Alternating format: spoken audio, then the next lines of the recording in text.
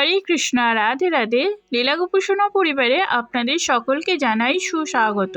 সকল সারগুরু বৈষ্ণব ভক্তবৃন্দের চরণে আমার সশ্রদ্ধ দণ্ডবাদ প্রণতি। আগামী 26শে মার্চ 2025 বুধবার পাপমোচনী একাদশী ব্রত।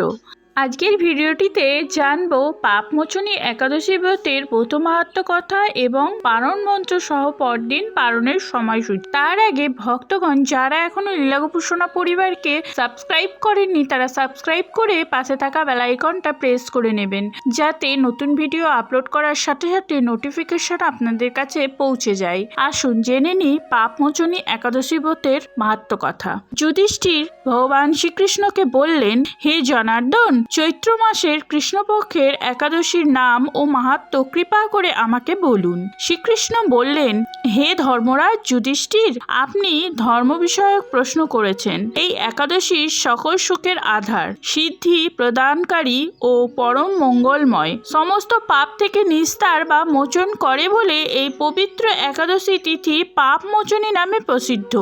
রাজা মান্ধাতা একবার লোমশ মুনিকে এই একাদশীর কথা জিজ্ঞাসা করেছিলেন। তার বর্ণিত সেই বিচিত্র উপাখ্যানটি আপনার কাছে বলছি, আপনি মনোযোগ দিয়ে তা শ্রবণ করুন। প্রাচীনকালে অতি মনোরম চৈত্ররথ পুষ্প উদ্যানে মুনিগণ বহু বছর ধরে তপস্যা করতেন। একসময় মেধাবী নামে এক ঋষিকুমার সেখানে তপস্যা করছিলেন। মঞ্জু ঘোষা নামে এক সুন্দরী অপ্সরা তাকে বশীভূত করতে চাইল, কিন্তু ঋষির অভিশাপের ভয়ে সে আশ্রম থেকে 2 মাইল দূরে অবস্থান করতে লাগলো। বীণা বাজিয়ে মধুর স্বরে সে গান করত। একদিন মঞ্জু ঘোষা মেধাবীকে দেখে কামবাণে পীড়িতা হয়ে পড়ে। এদিকে ঋষি মেধাবীও অপ্সরার অনুপম সৌন্দর্য দেখে মুগ্ধ হন। তখন সেই অপ্সরা মুনিকে নানা হাবভাব ও কটাক্ষ দ্বারা বশীভূত করে। ক্রমে কাম পরবশ মুনি সাধন ভজন বিসর্জন দিয়ে তার আরাধ্য দেবকে বিস্মিত হন। এইভাবে অপ্সরার সাথে কামক্রিয়ায় মুনির বহু বছর অতিক্রান্ত হলো। মুনিকে আচারভ্রষ্ট দেখে সেই অপ্সরা দেবলোকে ফিরে যেতে মনস্থ করলো। একদিন মঞ্জু ঘোষা মেধাবী মুনিকে বলতে লাগলো, হে প্রভু, এখন আমাকে নিজ গৃহে ফিরে যাওয়ার অনুমতি প্রদান করুন। কিন্তু মেধাবী বললেন, হে সুন্দরী, তুমি তো এখন সন্ধ্যাকালে আমার কাছে এসেছো, প্রাতঃকাল পর্যন্ত আমার কাছে থেকে যাও। মুনির কথা শুনে অভিশাপ ভয়ে সে অপ্সরা আরো কয়েক বছর তার সাথে বাস করলো। এইভাবে বহু বছর 55 বছর 9 মাস 7 দিন অতিবাহিত হলো। দীর্ঘকাল অপ্সরার সহবাসে থাকলেও মেধাবীর কাছে তা অর্ধরাত্রি বলে মনে হলো। মঞ্জু ঘোষা পুনরায় নিজ স্থানে গমনের প্রার্থনা জানালে মুনি বললেন, এখন প্রাতঃকাল, যতক্ষণ পর্যন্ত আমি সন্ধ্যা বন্দনা না সমাপ্ত করি ততক্ষণ পর্যন্ত তুমি এখানেই থাকো। মুনির কথা শুনে ঈষৎ হেসে মঞ্জু ঘোষা তাকে বলল, হে মুনিবর, আমার সহবাসে আপনার যে কত বৎসর অতিবাহিত হয়েছে তা একবার বিচার করে দেখুন। এই কথা শুনে মুনি স্থির হয়ে চিন্তা করে দেখলেন যে তার 56 বৎসর অতিবাহিত হয়ে গেছে। মুনি তখন মঞ্জু ঘোষের প্রতি ক্রোধপরবশ হয়ে বললেন, রে পাপিষ্ঠে, দুরাচারিণী, তপস্যার ক্ষয়কারিণী, তোমাকে ধিক, তুমি পিশাচী হও। মেধাবীর শাপে অপ্সরার শরীর বিরূপ প্রাপ্ত হলো।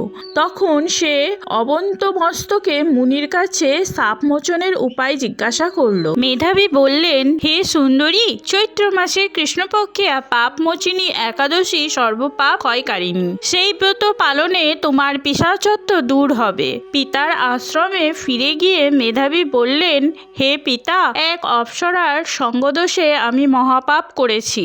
এর প্রায়শ্চিত্ত কি তা কৃপা করে আমায় বলুন। উত্তরে চবনমুনি বললেন, চৈত্র মাসের কৃষ্ণপক্ষিয়া পাপ মোচনী একাদশী ব্রতের প্রভাবে তোমার পাপ দূর হবে। পিতার উপদেশ শুনে মেধাবী সেই ব্রত ভক্তি ভরে পালন করলো। তার সমস্ত পাপ দূর হলো। পুনরায় তিনি তপস্যার ফল লাভ করলেন। মঞ্জু ঘোষাও তার ওই ব্রত পালনের ফলে পিশাচত্ব থেকে মুক্ত হয়ে দিব্যদেহে স্বর্গে গমন করলো। হে মহারাজ, যারা এই পাপ মোচনী একাদশী পালন করেন তাদের পূর্বকৃত সমস্ত পাপই ক্ষয় হয়। এই ব্রতকথা পাঠ ও শ্রবণে সহস্র গোদানের ফল লাভ হয়। এবার জেনে নেব পাপমোচনী একাদশী ব্রতের পরদিন পালনের সময়সূচি। বাংলাদেশের সময় অনুযায়ী 27শে মার্চ বৃহস্পতিবার সকাল 6টা বেজে 2 মিনিট থেকে 9টা বেজে 55 মিনিট পর্যন্ত। পশ্চিমবঙ্গে পালনের সময়সূচি সকাল 5টা বেজে 34 মিনিট থেকে 9টা বেজে 39 মিনিট পর্যন্ত। এই সময়ের মধ্যে কৃষ্ণপ্রসাদ মুখে দিয়ে পালন সম্পন্ন করুন। পালন মন্ত্রটি হলো একাদশং নিরাহার ব্রতেনানেন কেশব প্রসিদ্ধ সুমুখ নাথ জ্ঞানদৃষ্টি প্রদভব। হরে কৃষ্ণ, জয় শ্রী রাধে।